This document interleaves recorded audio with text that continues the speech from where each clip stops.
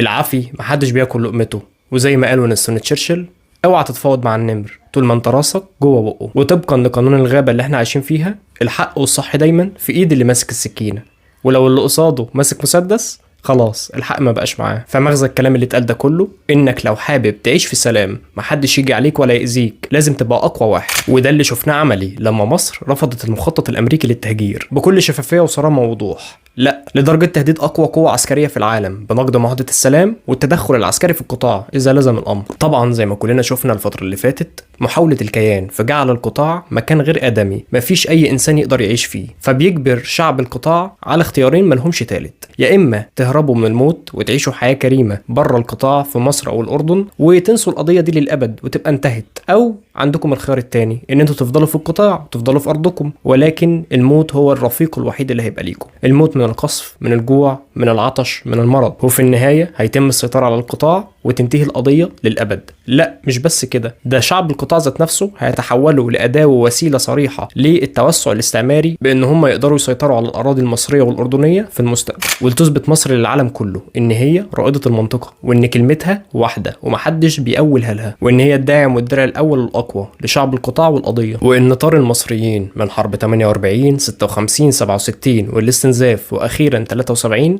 لسه حي. ولادك وارضك يا مصر اللي الكيان استباحهم واستباح حق الشعب المستضعف، الكيان اللي هيفضل طول عمره العدو الاول والاخير لينا. ومصر مش بس هتمنع التهجير وتخلي شعب القطاع في ارضه، لا ده مصر هتعمر وتبني وهترجع الهدد وهتشغل الترس من اول وجديد، وهتفضل القضيه صاحيه ومستمره طول العمر لغايه لما الحق يرجع لاصحابه. فتخيلوا معايا كده، لو مصر ما كانتش بالقوه الكافيه لمجابهه اقوى بلطجي في العالم، هل كان صوتها هيتسمع؟ هل كان هيتاخد برايها اصلا؟ ولا كانت هتستقبل شعب القطاع المهجرين بالامر؟ مصر لا هي مكسور عينها ولا بتدفع اتاوه وجبايه للبلطجي اللي بيحميها، ولا فيها قواعد عسكريه اجنبيه من اكبر بلطجي بيبث في شعبها الرعب والخوف. ولان البلطجي الكبير ده عارف ان البلد دي والشعب ده اهل حرب واهل قتال، وان ياما دقت على الراس طبول، ما قدرش ياخد المغامره وان هو يواجه الاذى ده. ولولا قوتك يا مصر وقوه جيشك وشعبك ما كانتش الفرصه الذهبيه للتهجير وحل القضيه دي هتتفوت. انسب فرصه على الاطلاق للكيان والامريكا ان هم يريحوا دماغهم من صداع القضيه والمقاومه للابد.